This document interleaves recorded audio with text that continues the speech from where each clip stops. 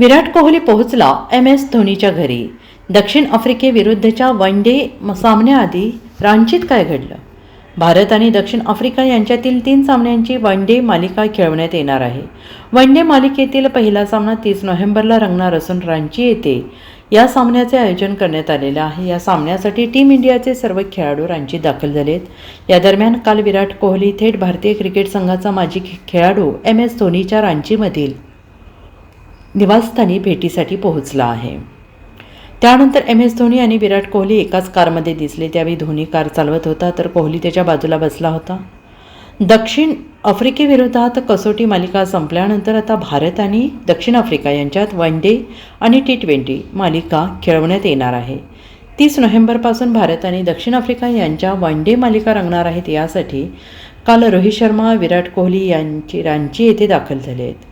भारत आणि दक्षिण आफ्रिका यांच्यात 3 सामन्यांची वन डे मालिका असेल तर 5 सामन्यांची T20 मालिका खेळवण्यात येईल.